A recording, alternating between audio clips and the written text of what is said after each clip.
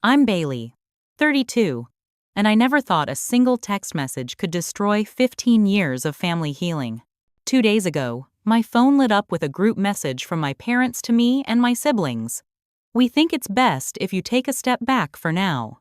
The five of us were stunned into silence, especially since we had just spent what I thought was a wonderful weekend at their lake house. But as I scrolled through our family photos from that weekend, I noticed something in the background that explained everything. My parents had discovered my biggest secret. Before I dive into this family drama that turned my world upside down, I'd love to know where you're watching from. Drop your location in the comments below. If this story of family secrets and unexpected messages resonates with you, please hit that like button and subscribe to join our community of real-life storytellers. Trust me, you'll want to stick around to find out what my parents discovered and how it changed everything. To understand why a simple text message could devastate me so completely, you need to know about my family. We're the Mitchells. My parents, Margaret and Richard, my older sisters Kristen, 35, and Audrey, 34, me, my younger sister Caitlin, 29, and my brother Jason, 27. On paper, we were the quintessential American success story. My parents built themselves up from modest beginnings. Dad started as an entry-level accountant and worked his way to senior partner at a prestigious firm, while Mom transitioned from elementary school teacher to principal before they both retired 3 years ago. They provided us with private education, summer camps, college funds, and all the trappings of upper-middle-class suburban life. Our family Christmas cards were perfect. 5 children in coordinating outfits with straight teeth and forced smiles, standing in front of whatever new achievement my parents wanted to showcase that year. But beneath that carefully curated exterior lived a different reality. Our household operated on unspoken rules that became second nature to us all. Rule number 1. Appearances matter above all else. Rule number 2. Family problems stay within the family. And the golden rule: never, under any circumstances, disappoint Mom and Dad. As the middle child, I naturally fell into the role of family mediator. When Kristen rebelled against Dad's career suggestions, I was the one who smoothed things over. When Audrey went through her divorce, I helped her hide the worst of it from our parents for months. When Caitlin struggled with anxiety in college, I was the one who covered for her absences at family gatherings. And when Jason came out as gay 5 years ago, I prepared our parents beforehand and managed the fallout. My father's version of parenting involved what he called tough love, but what therapists might call emotional manipulation. Bailey, honey, I'm just concerned that your career choice won't provide the stability we know you need, he would say. Or, that boyfriend seems nice, but is he really ambitious enough for someone like you? Every life decision became a referendum on whether we were living up to the Mitchell name. Mom was more subtle but equally effective. Her weapon of choice was the comparison. Audrey has already put a down payment on a house, sweetie. Don't you think it's time you stopped renting? Or the backhanded compliment: that dress looks so slimming on you, Bailey. You should wear dark colors more often. We each developed our own coping mechanisms. Kristen became the overachiever, collecting degrees and accolades to stay one step ahead of criticism. Audrey married young to escape, though that backfired spectacularly. I became the perfect daughter, agreeable, supportive, and carefully hiding any part of my life that might upset the family balance.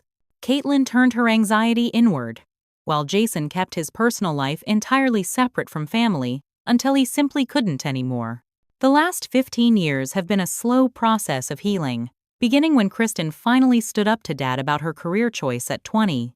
It created a massive rift, but she stuck to her guns, and eventually, they reconciled on more equal terms.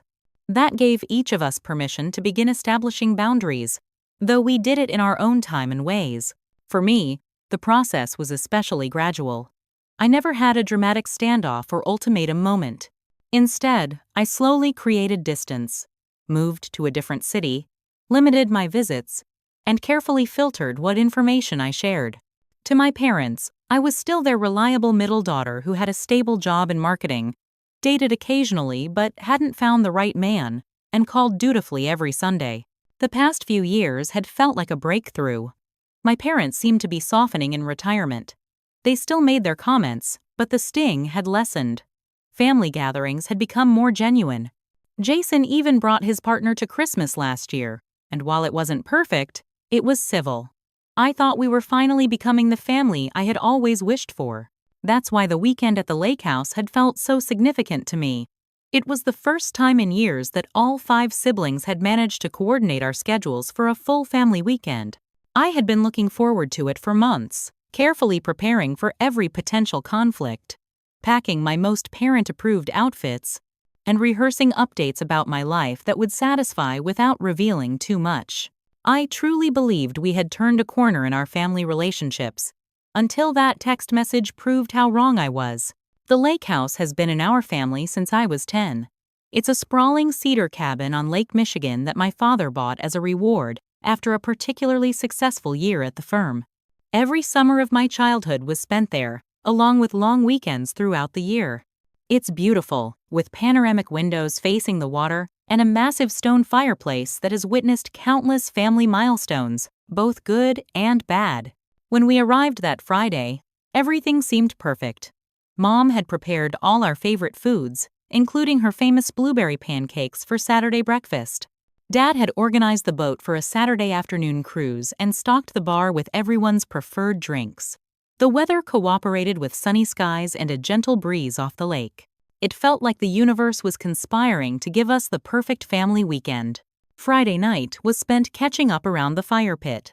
Kristen talked about her recent promotion, while Audrey shared stories about her new puppy.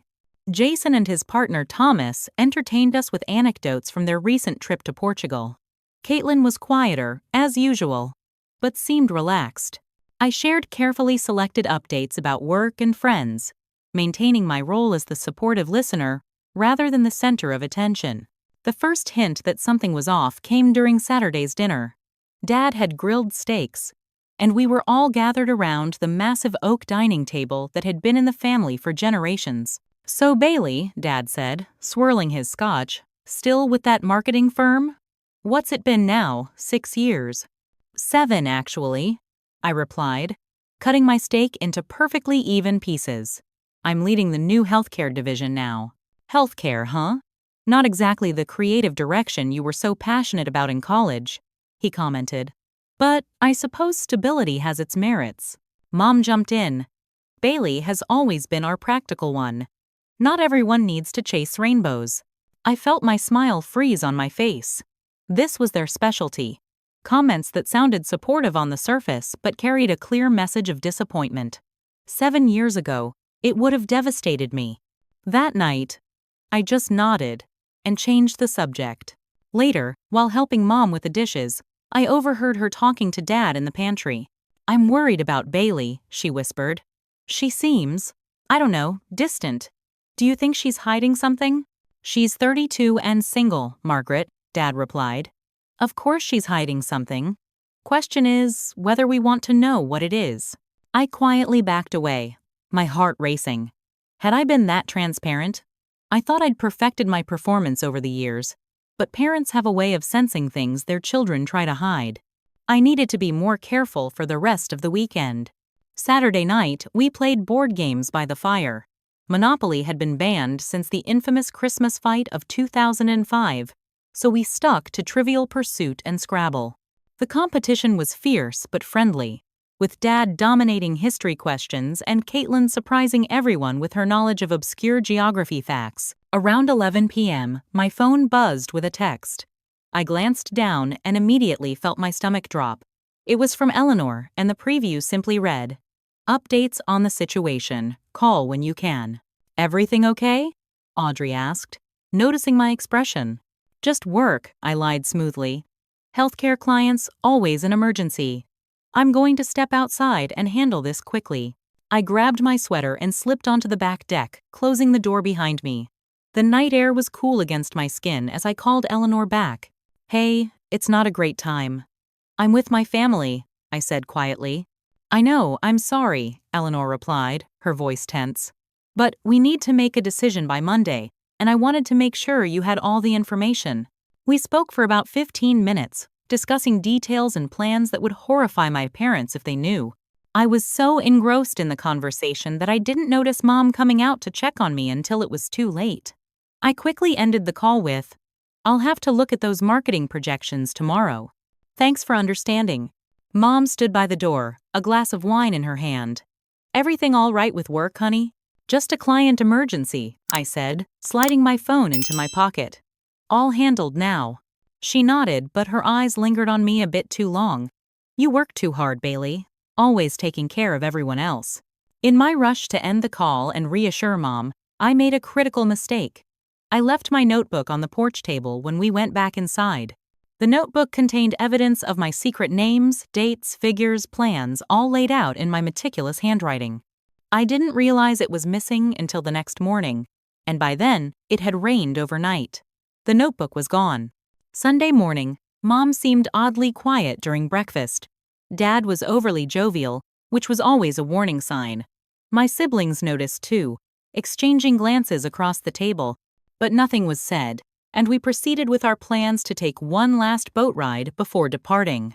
On the water, Mom sat beside me while the others were distracted at the front of the boat.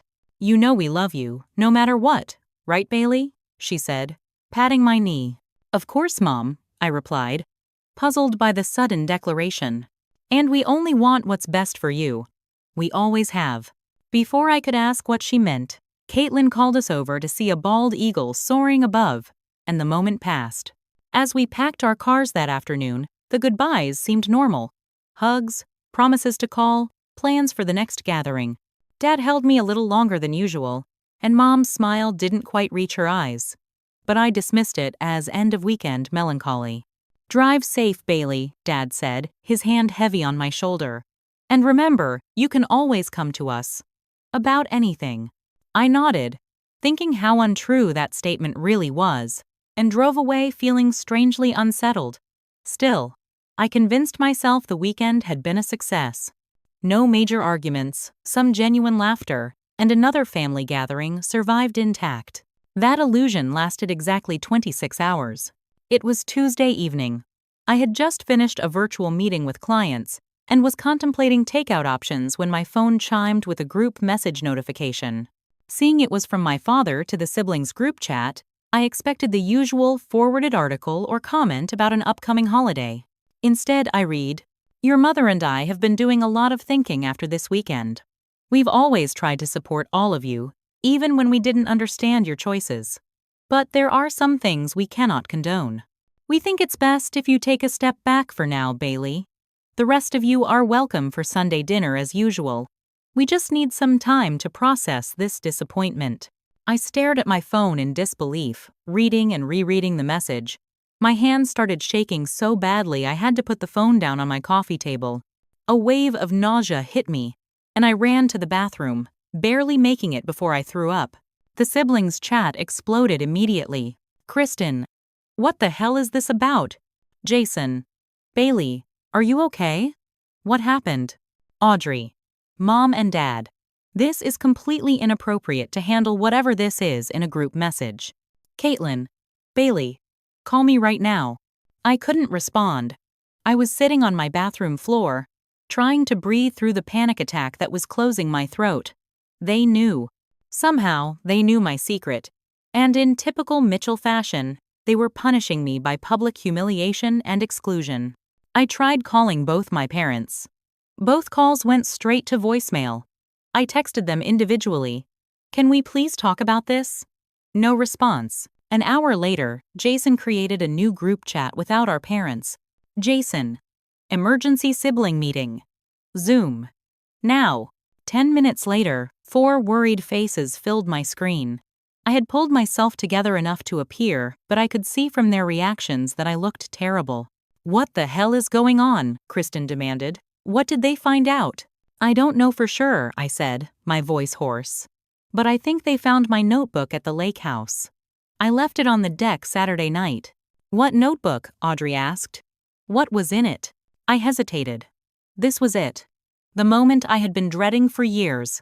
If I told my siblings the truth, there was no going back. But if my parents already knew, what was the point of hiding it anymore?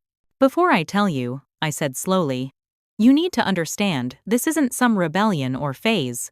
This is my life, and I've been hiding it for 3 years. Their faces showed varying degrees of concern and confusion. Caitlin was the first to speak. Bailey, whatever it is, we're here for you. We're not mom and dad. I took a deep breath and started to explain, but then stopped. Actually, I need to make sure I know what they found before I jump to conclusions. Let me look at the photos from the weekend. While still on the Zoom call, I scrolled through the photos we had taken. In one picture from Saturday evening, visible in the background through the window, was my notebook open on the deck table, and standing near it, looking down with a clear expression of shock, was my father. They found it, I confirmed, showing them the photo. Dad saw my notebook Saturday night, but what was in it? Jason pressed. Financial documents, legal paperwork, names and contact information, everything about my situation. Bailey, you're not making any sense, Kristen said, frustration evident in her voice. What situation? Are you in trouble? Is it illegal? I laughed bitterly. Not illegal. Just unforgivable in the eyes of Margaret and Richard Mitchell. We talked for another hour, but I couldn't bring myself to reveal the full truth yet. I deflected with vague answers and promises to explain everything soon. My siblings were concerned and confused, but they respected my boundaries. Before we ended the call, we agreed that none of them would attend Sunday dinner until our parents apologized for the group message and agreed to have a real conversation. That night, I couldn't sleep. I kept replaying every moment from the weekend, looking for signs that my parents had discovered my secret before the text message. Had Mom's comment about loving me no matter what been a test? Had Dad's unusually long hug been a goodbye? I scrolled through more photos, searching for clues. In one, taken Sunday morning at breakfast, my mother's eyes were red-rimmed, as if she'd been crying. In another, my father was looking at me with an expression I couldn't quite define: disappointment, mixed with something else. Anger? Disgust? Fear? By morning, I had made my decision. This couldn't be resolved over text or phone calls. I needed to face my parents directly, explain everything on my terms, and accept whatever came next. But first, I needed to prepare. If this was going to be the end of my relationship with my parents, I wanted to walk in with no regrets and no apologies for who I really was. 3 years ago, my life changed forever in a sterile doctor's office in Chicago. I sat alone in a blue paper gown as Dr. Eleanor Chen delivered the news that would set me on a collision course with my family's expectations. The test results are conclusive, Bailey. You have the BRCA1 gene mutation, which significantly increases your risk for breast and ovarian cancer. The statistics she presented were terrifying. Up to 72% chance of developing breast cancer. Up to 44% chance of ovarian cancer. Given my family history, my maternal grandmother and aunt had both died from aggressive breast cancer before 50. My personal risk factors were at the high end of those ranges. There are several options we can discuss, Dr. Chen continued, laying out pamphlets on preventative measures, surveillance protocols, and surgical interventions. I left that appointment in a daze, clutching a folder of information about a genetic legacy I never wanted. For weeks, I researched obsessively, joined support groups, and consulted with specialists. The decision I ultimately made was deeply personal and, I knew, would be deeply controversial within my family. I chose to undergo a preventative double mastectomy and reconstruction, followed by an oophorectomy removal of my ovaries, which meant I would never be able to have biological children. My mother had always talked about grandchildren with such certainty. "When you have children, Bailey," was how she started so many sentences. My father frequently reminisced about bouncing us on his knee as babies, with clear expectations that we would provide him with grandchildren to continue the tradition. The Mitchell family legacy was paramount to them both. I knew my decision would devastate them, but it was my body and my life at stake. The surgeries would reduce my cancer risk by over 90%. To me, the choice was clear, even if the path forward wasn't. I told exactly 3 people. My best friend, Sarah, who drove me to appointments. My boss, who approved my medical leave without questions. And Dr. Chen, who connected me with a brilliant surgical team and a therapist specializing in genetic cancer risk counseling. The notebook my parents found contained everything surgical options I had researched: notes from support group meetings, contacts for adoption agencies, and my personal journal entries processing the fear, grief, and eventually, peace with my decision. The surgeries themselves were physically and emotionally grueling. I recovered at Sarah's apartment, telling my family I was on a work assignment in Seattle. I scheduled our regular Sunday calls around my pain medication schedule so I would sound normal. I edited photos to hide my changing appearance. I became an expert at deception, all to protect my parents from a truth they wouldn't accept and to protect myself from their reaction. By the time I was fully recovered, I had settled into my new normal. My body was different, but I felt liberated from the cloud of fear that had followed me since that first appointment. I started dating again, this time being upfront about my inability to have biological children. Some men walked away, but others stayed, helping me realize that my worth wasn't tied to my reproductive capabilities, a revelation that directly contradicted the subtle messaging I'd received throughout my childhood. My career flourished as I channeled my energy into work rather than anxiety about cancer. I became an advocate for genetic testing and preventative care, though I kept this volunteer work carefully separated from my family life. I started mentoring young women facing similar decisions, finding purpose in sharing the journey I had navigated largely alone. The irony was that I had never been happier or more fulfilled, and my parents had no idea who I really was. The daughter they thought they knew was a carefully constructed facade that was becoming increasingly difficult to maintain. Last year, I made another significant decision. After extensive research and emotional preparation, I started the process of adopting a child as a single mother. The notebook contained all my adoption agency contacts, home study preparations, and financial planning for this next chapter of my life. This was the ultimate betrayal in my parents' eyes.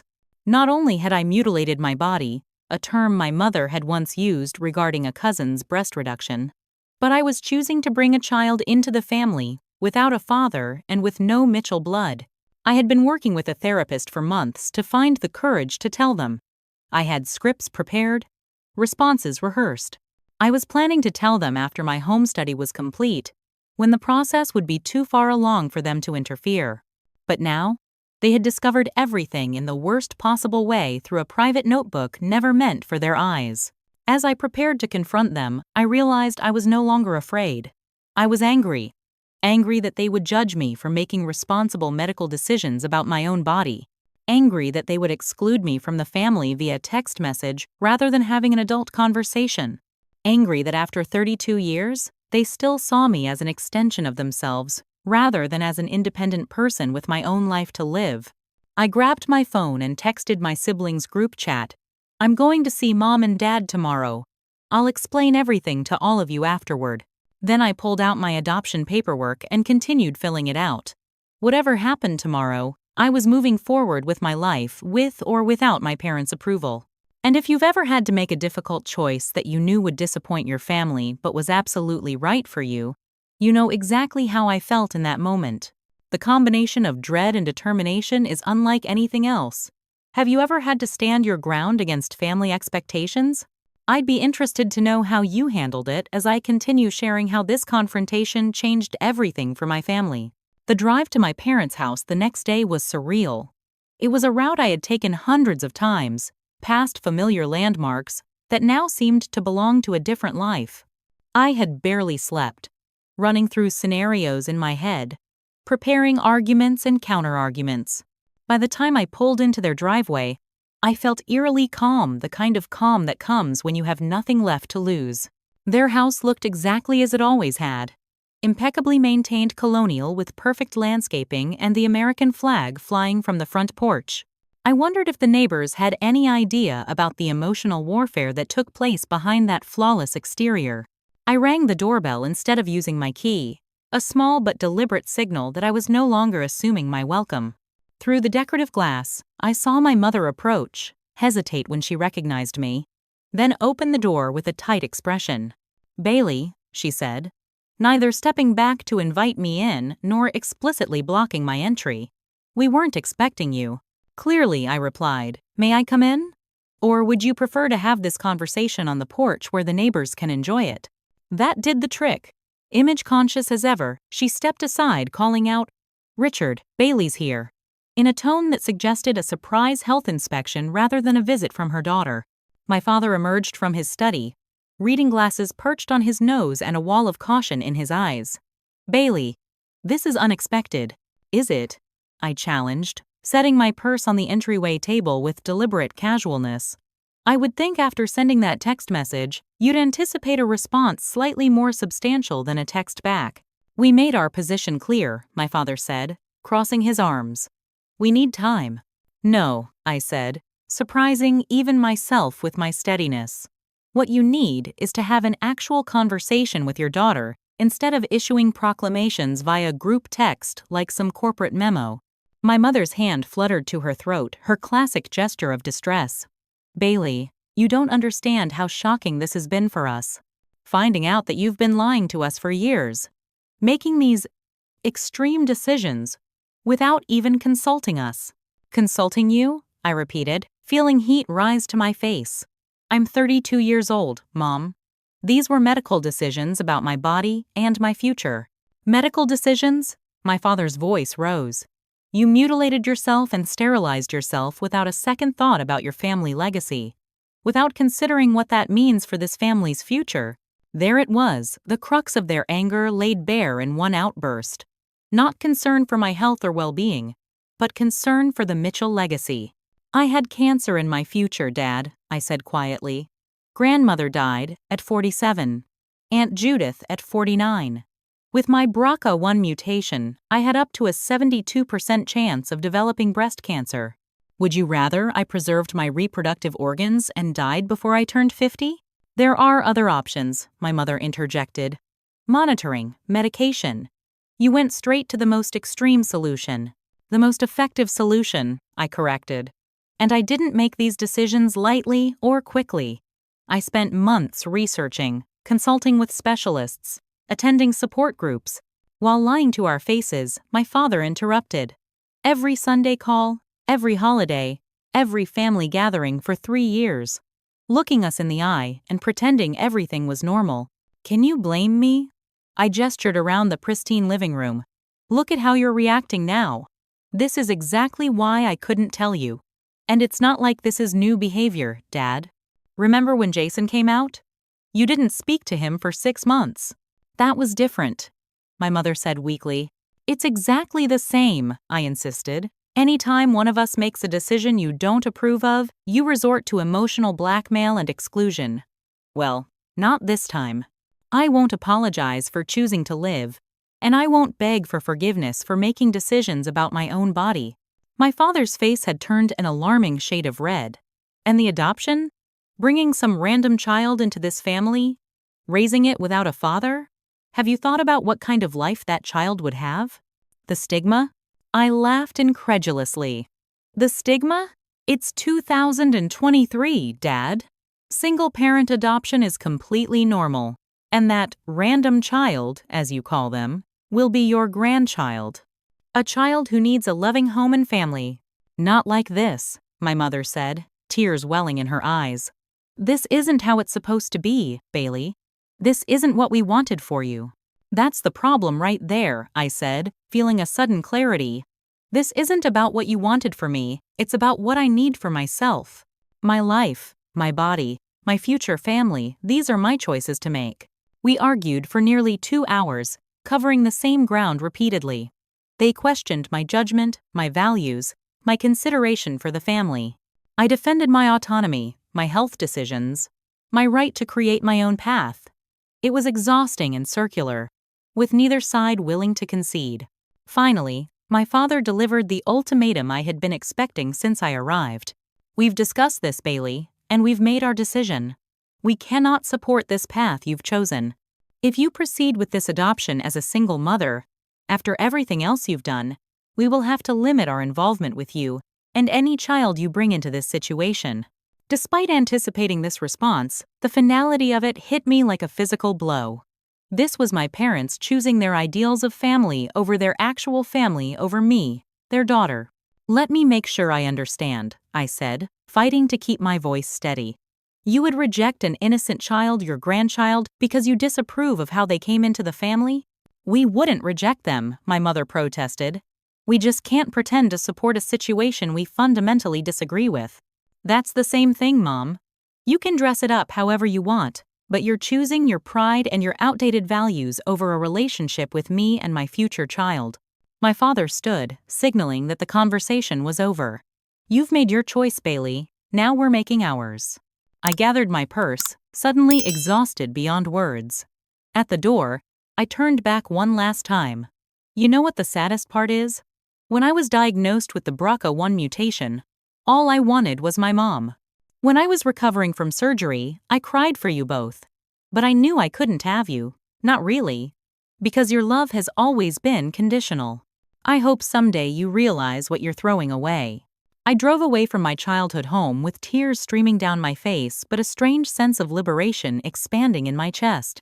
For the first time in my life, I had stood my ground with my parents, without backing down, without compromising who I was to keep the peace. Whatever came next, I would face it as my authentic self. When I got home, I had dozens of missed calls and texts from my siblings. I wasn't ready to explain everything yet. I needed time to process what had just happened, to grieve the relationship with my parents that I now accepted would never be what I had hoped for. I texted the sibling group chat a brief message. Had it out with Mom and Dad. It went about as expected. Need some time alone tonight, but I promise I'll explain everything tomorrow. Then I turned off my phone, poured myself a glass of wine, and sat on my balcony watching the sunset. For the first time in 3 years, I felt the weight of secrecy lift from my shoulders. The road ahead would be difficult, but at least I could walk it honestly. The next morning, I woke to more messages from my siblings, ranging from concerned to demanding. I called Caitlin first, knowing she would be the most supportive and least judgmental. We had always been the closest, despite our 3-year age gap. Perhaps because we both understood what it meant to hide parts of ourselves from our parents. Oh my God, Bailey. She breathed when I finished explaining everything. I had no idea you were going through all of this alone. Why didn't you tell me? I couldn't risk it getting back to Mom and Dad, I admitted. And honestly, I didn't want anyone to try to talk me out of my decisions. I needed to do this my way. I would never have tried to talk you out of it, she said fiercely. I think you're incredibly brave, and Mom and Dad are being complete assholes about this. Her unwavering support brought fresh tears to my eyes. Thank you. That means more than you know. So what now? She asked. With the adoption, I mean? I'm continuing with it, I said firmly. My home study is next month, and if all goes well, I could be matched with a child within the year. Well, that child is going to have at least one very excited aunt, Caitlin declared. And I'm coming with you to the home study. You shouldn't do this alone anymore. Jason was my next call. As the only brother and the youngest, he had always been a bit of a wild card in family dynamics. His coming out 5 years ago had created the previous major family rift, so I expected him to understand my situation better than most. This explains so much, he said after I told him everything. All those times you seemed distant or changed the subject when Mom brought up dating or having kids. I thought maybe you were just private about your love life. I'm sorry I couldn't tell you, I said. Especially after you trusted all of us with your truth. Hey, everyone comes out in their own time, he said gently. Though I have to say, your closet was a bit more complicated than mine. We both laughed, the tension breaking. How's Thomas handling all this family drama? I asked, referring to his partner of 3 years. Jason sighed. He thinks we should all cut ties with Mom and Dad. Says life's too short for conditional love.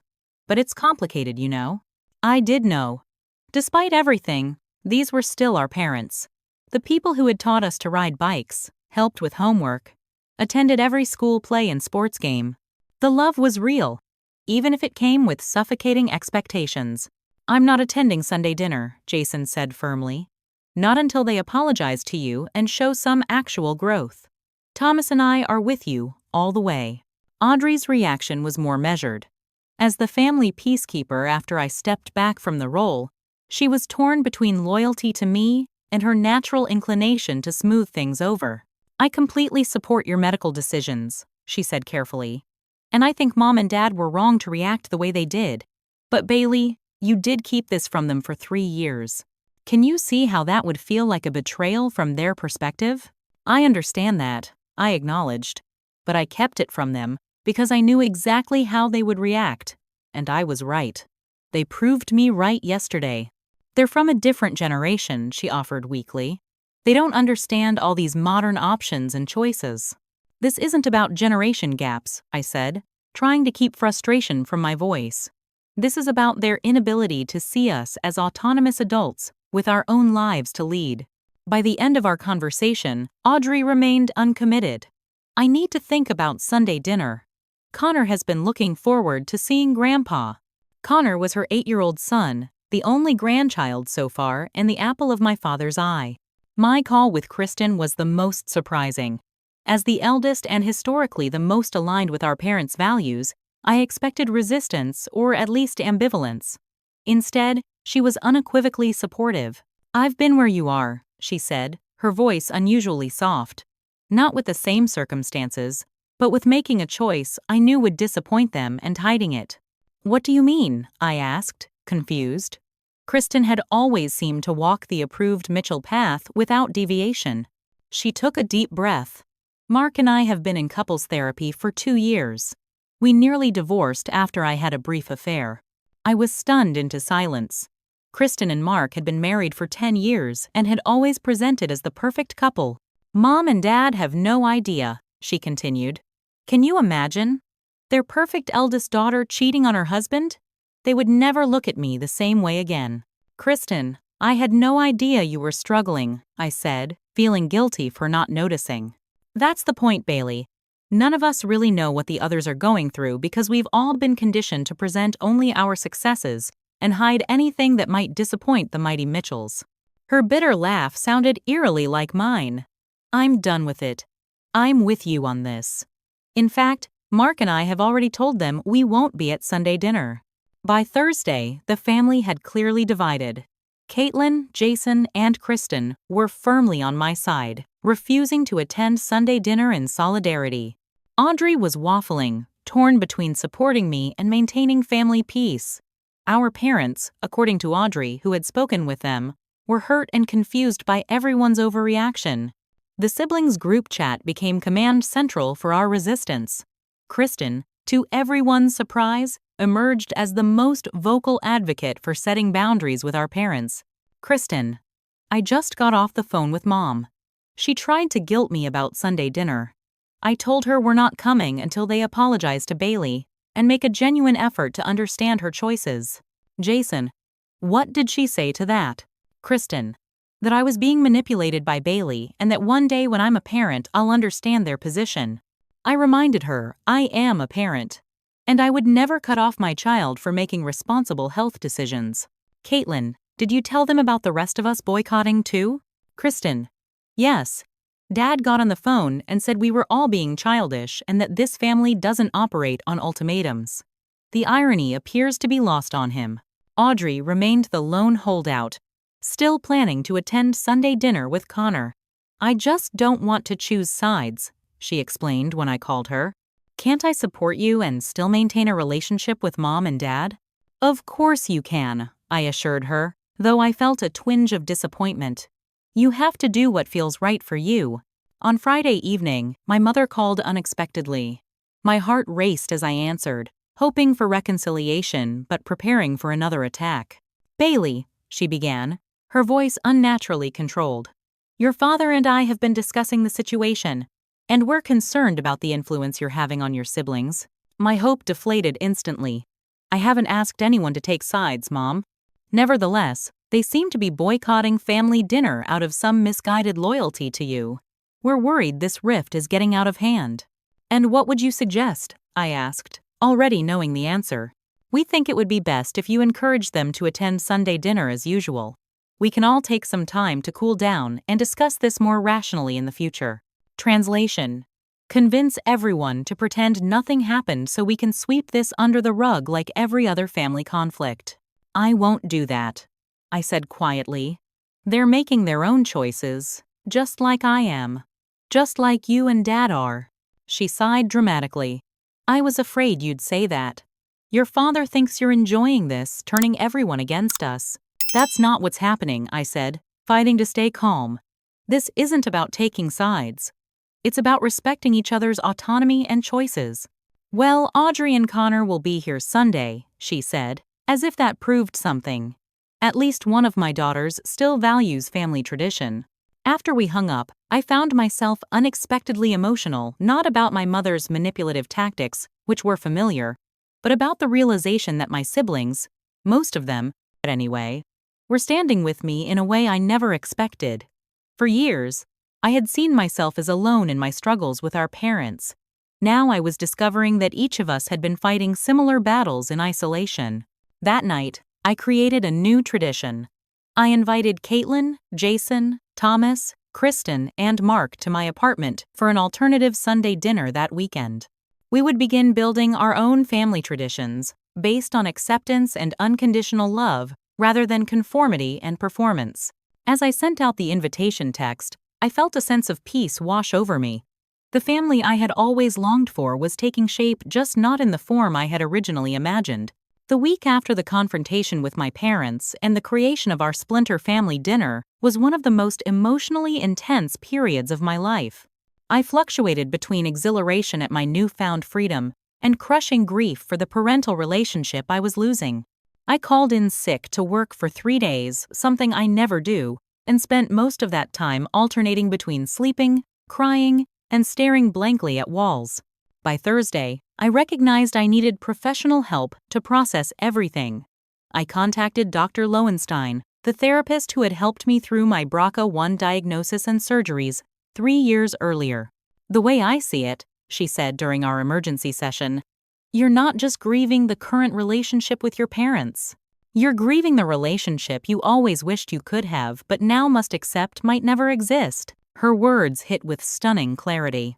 All my life, I had been waiting for my parents to change, to become the unconditionally loving and supportive people I needed them to be. Every compromise, every secret kept, every authentic piece of myself hidden away had been in service of preserving the possibility of that future relationship. Now I had to accept that by being my authentic self, I was closing the door on that possibility forever. How do I make peace with that? I asked her.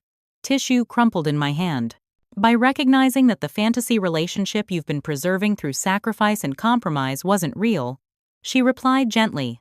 And by acknowledging that what you're building now, authentic relationships with your siblings, preparing to become a mother on your terms, living honestly is real and valuable. That weekend's alternative Sunday dinner was healing in ways I hadn't anticipated. We gathered in my small apartment, everyone bringing dishes that would never have been allowed at our parents' formal dining table. Jason and Thomas brought homemade pizza with unconventional toppings. Kristen and Mark brought a messy, delicious tiramisu. Caitlin arrived with colorful cocktails in mason jars. We ate on mismatched plates in my living room, sitting on the floor around my coffee table because I didn't have enough chairs. The conversation flowed naturally from serious to silly, from childhood memories to future plans. For the first time, we shared openly about our struggles with our parents' expectations, the career paths abandoned to gain approval, the relationships hidden for fear of judgment, the parts of ourselves muted to maintain peace. Remember when Dad made Jason quit the school musical because Mitchell men don't prance around on stage? Kristen recalled, rolling her eyes. Or when Mom told Bailey she shouldn't wear shorts because her legs were distracting? Caitlin added. She was 12. Or when Dad refused to come to my college graduation because I changed majors without consulting him? I contributed. As we shared these stories, something remarkable happened. Instead of reinforcing our hurt, acknowledging these painful memories together somehow diminished their power. We laughed at the absurdity of some of our parents' rules and expectations, recognizing how arbitrary many of them had been. The crazy thing is, Jason mused, I spent so many years thinking I was the family disappointment, the black sheep who couldn't meet their standards. We all did, Kristen said, surprising everyone. Even me, the supposed perfect one. They had us competing for limited approval, I realized, making us think there was only so much love to go around, and we had to earn our share by being what they wanted. The evening ended with plans to make our alternative Sunday dinner a regular tradition. As everyone was leaving, Caitlin hugged me tightly and whispered, "This is what family is supposed to feel like." Over the following weeks, I threw myself into preparation for my home study. I painted the spare bedroom that would become my child's room, researched school districts, and connected with other single adoptive parents for advice and support. Each step forward in the adoption process felt like an affirmation of my choice to live authentically. I also wrote my parents a letter, not seeking reconciliation or offering compromise, but clearly stating my perspective, my boundaries, and what I would need from them if we were to have any relationship moving forward. "I understand that my choices are not what you envisioned for me," I wrote, "but they are my choices, made thoughtfully and with my best interests at heart. I will be adopting a child as a single mother. I will not pretend to be someone I'm not to make you comfortable. I will not allow you to make my child feel less than or unwelcome because of how they came into our family. If you can accept these terms, I would welcome a relationship with you. If not, I need to focus my energy on the family members who can love me and my future child unconditionally." I mailed the letter without expectation of response. It wasn't about changing their minds. It was about declaring my independence from their approval. Whether they ever read it or not, writing it was an important step in my healing process. The most unexpected outcome of this family rupture was how it affected my relationships outside the family. For years, I had kept most people at a careful distance, trained by my upbringing to reveal only my most polished self. Now, I found myself opening up to friends about my medical journey, my adoption plans, and my family conflicts. To my surprise, vulnerability didn't drive people away, it brought them closer. Sarah, who had supported me through my surgeries, told me, "It's like I'm finally meeting the real Bailey. You've always been so composed, so careful. It's nice to see you messy and real." My boss, who had approved my medical leave 3 years ago without pressing for details, shared that his wife had the same BRCA1 mutation and had made similar preventative choices. "I always sensed you were carrying something heavy," he said. "I'm glad you don't have to carry it alone anymore." Even my dating life improved. Without the pressure to find someone my parents would approve of, who would fit into their vision of the Mitchell family, I was free to connect with people who appreciated me for who I actually was. I began seeing Michael, a divorced father of 2 who worked as a high school English teacher. Definitely not the ambitious corporate type my father would have chosen for me, but kind, intelligent, and completely supportive of my adoption plans. 6 weeks after the confrontation with my parents, I received a text message from Audrey. "Connor asked why you're not at Sunday dinners anymore.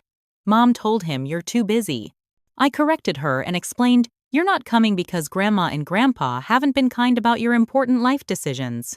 He said that's not fair and he misses you. "Thought you should know." It was a small thing, but it felt significant. Audrey, in her own way, was beginning to stand up for me, even if she wasn't ready to boycott Sunday dinners herself. That evening, I sat on my balcony watching the sunset, reflecting on how much had changed in just a few short weeks. The path ahead was uncertain, but for the first time in my life, it was truly my own path. No more hiding. No more compromise. No more seeking approval that was always just out of reach. I pulled out my notebook, a new one, filled with adoption information, nursery ideas, and plans for the future, and wrote, "Today, I am grateful for the freedom that comes with living authentically, even when the cost is high. The family I'm creating now, through choice rather than blood, is teaching me what unconditional love really means." 3 months passed with no direct contact from my parents. Our alternative Sunday dinners became a beloved ritual, rotating between our homes and expanding to include friends who became chosen family. Audrey began attending occasionally, though she still maintained her relationship with our parents and brought Connor to the traditional Sunday dinners at their house. My adoption process was proceeding smoothly. The home study had been approved, and I was officially on the waiting list for placement. My apartment was slowly transforming, with a fully furnished nursery waiting for its occupant and childproofing beginning in other rooms. Caitlin had thrown me an adoption shower, where friends and siblings gifted items for the baby's room and shared advice on parenting. The support was overwhelming and healing. Then, on an ordinary Tuesday afternoon, my doorbell rang unexpectedly. When I opened it, I found my parents standing awkwardly in the hallway. My mother spoke first. "We got your letter. We've been doing a lot of thinking, and we'd like to talk. If that's all right?" I hesitated, then stepped back to let them in. My apartment suddenly felt too small with them in it, their presence filling the space with memories and expectations. They sat stiffly on my couch, looking out of place among my colorful throw pillows and personal style that had emerged since my break from them. "This is a surprise," I said, offering them water which they declined. "Why now, after 3 months?" My father cleared his throat. "We ran into Eleanor Chen at the country club charity gala last weekend." My stomach dropped. Dr. Eleanor Chen, my oncologist, the one who had guided me through my BRCA1 diagnosis and treatment plan. "She didn't violate any confidentiality," my mother added quickly, seeing my expression. "She just mentioned what an inspiration you've been to other young women facing the same diagnosis. Said you volunteer with a support group now." "I do," I confirmed cautiously. "She had no idea we didn't know about your diagnosis or surgeries," my father continued. "She was surprised when we seemed confused. It made us realize how completely you've kept us out of this significant part of your life." "You gave me no choice," I said quietly. "You've never made it safe for me to be anything but what you wanted me to be." My mother's eyes filled with tears. After we ran into Dr. Chen, I couldn't stop thinking about it. About what you must have gone through alone. I remembered my mother, your grandmother, how quickly the cancer took her. How scared she was at the end. She reached into her purse and pulled out a folded piece of paper. "I found this in her things after she died. I never showed anyone. Not even your father." She handed me the paper. It was a letter, dated 2 weeks before my grandmother's death, addressed to her children and grandchildren. In it, she expressed regret for not getting tested earlier, for not taking preventative measures when they became available. "If you carry this same curse in your blood," she had written, "please don't make my mistake. Be braver than I was." "I've been carrying this for 20 years, my mother said, her voice breaking.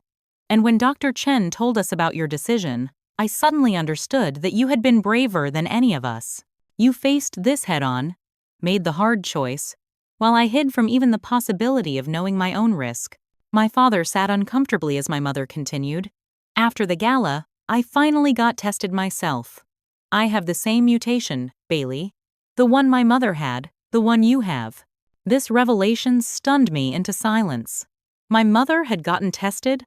After decades of refusing to discuss the cancer that had taken her mother and sister? "I'm scheduling the surgeries next month," she continued. "The same ones you had. Your father is coming around to the idea, though it's been an adjustment." My father shifted on the couch. "What your mother is trying to say is that we were wrong. Not just about your medical decisions, which we now understand were brave and necessary, but about everything else, too. The adoption. The way we've tried to control all of you kids." He looked down at his hands. "When your mother got her diagnosis, it put things in perspective. What matters isn't whether our grandchild comes to us through biology or adoption. What matters is that we're here to see them grow up at all." I felt tears welling in my eyes but fought to maintain my composure. "This is a lot to process," I said carefully. "I appreciate you coming here and saying these things, but you hurt me deeply. Not just 3 months ago, but throughout my life. That can't be fixed in one conversation." "We know," my mother said, reaching for my hand which I allowed her to take. "We're not asking for everything to go back to normal. We're asking for a chance to do better, to earn back your trust. We've started seeing a family therapist," my father added, surprising me further. "Richard Mitchell? In therapy? Voluntarily? She's helping us understand how our parenting affected all of you. It's not comfortable, I'll tell you that much." He attempted a weak smile. "But it's necessary." We talked for over 2 hours. There were tears, difficult admissions, and moments of genuine connection I hadn't felt with my parents in decades, if ever. They asked thoughtful questions about my adoption process and seemed genuinely interested in my answers. When I showed them the nursery, my mother noticed the teddy bear she had given me as a child sitting on the shelf. "You kept it," she said softly. "Some traditions are worth keeping," I replied. As they were leaving, my father hesitated at the door. We'd like to come to one of your alternative Sunday dinners if that would be all right. Not this weekend, but maybe sometime when everyone's ready. I'll talk to the others, I promised. Not committing but leaving the door open. After they left, I called Kristen immediately to share what had happened. She was skeptical but hopeful. People can change when they're confronted with their own mortality, she said. Mom's diagnosis might be the wake-up call they needed. The next month was a period of cautious rebuilding. My mother called regularly with updates on her pre-surgical appointments, sometimes asking for advice or reassurance based on my experience. My father sent links to adoption resources he had found, along with a check to help with expenses that I initially tried to return but eventually accepted as the gesture of support it was intended to be. Thanksgiving was the first major test of our new family dynamic. After much discussion among the siblings, we decided to host it at Kristen's house-neutral territory, with enough space for everyone. My parents would attend, as would all the siblings and their partners. It would be the first time all of us had been together since the lake house weekend that had started everything. The day was not without tension. Old patterns threatened to emerge at times, like when my father began questioning Jason about his career plans, or when my mother commented on Caitlin's weight. But there was something different too, a willingness to acknowledge these moments and correct course. At one point, when my father began to offer unsolicited advice about my adoption, he caught himself mid-sentence. Sorry, Bailey, that's not my place. You've clearly done your research, and I trust your judgment. The silence that followed was profound. Richard Mitchell acknowledging a boundary and expressing trust in someone else's decision? It was unprecedented. After dinner, as we gathered in Kristen's living room for coffee, my mother asked if she could say something to everyone. She looked nervous, her hands clasped tightly in her lap. I owe all of you an apology, she began, her voice wavering slightly. For years, I've perpetuated a family culture where appearance mattered more than authenticity, where approval was conditional on meeting arbitrary standards. I convinced myself it was because I wanted the best for you, but really, it was about control and fear. She looked directly at me. It took Bailey's courage to show me what real strength looks like, not pretending everything is perfect, but facing reality head-on, making hard choices, and living truthfully. She turned to include everyone. I hope it's not too late for us to build something better together. There were tears and hugs, awkward at first, but gradually more genuine. It wasn't a Hollywood ending. Decades of dysfunction couldn't be erased in a single emotional speech, but it was a beginning. 2 weeks later, my adoption agency called. They had a match, a baby girl, due in February. When I shared the news at our next alternative Sunday dinner, which my parents had been invited to attend, there was unanimous joy and excitement. What will she call us? My father asked, a vulnerability in his voice I'd rarely heard. That depends on what kind of grandparents you choose to be, I answered honestly. The kind who measure her worth by how well she meets your expectations, or the kind who love her exactly as she is.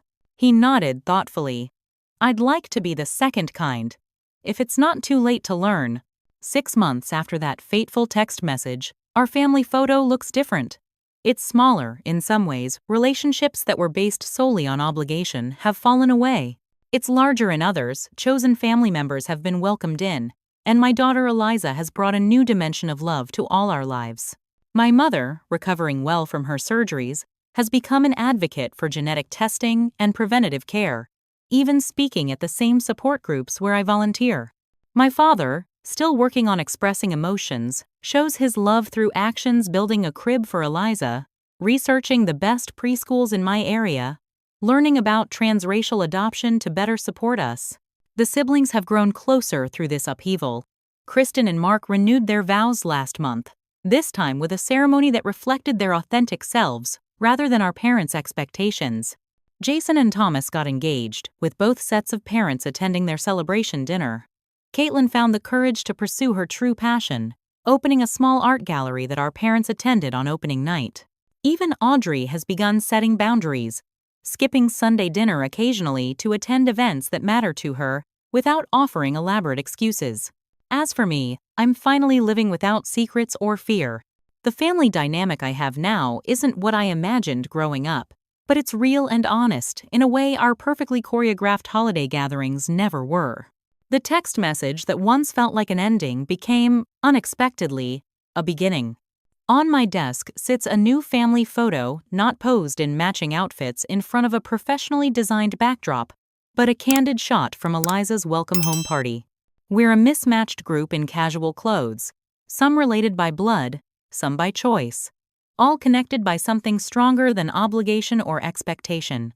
There are genuine smiles, comfortable postures, authentic joy. It's not perfect, but it's real, and that makes all the difference.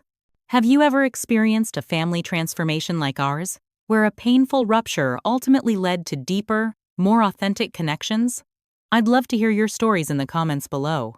If this journey resonated with you, please like and subscribe to join our community, where we share these real-life family experiences. Don't forget to hit that notification bell so you never miss a story about family dynamics, personal growth, and finding your authentic voice. Thank you for being part of this journey with me. And remember, sometimes the family we create through honesty and boundaries is more powerful than the one we're born into.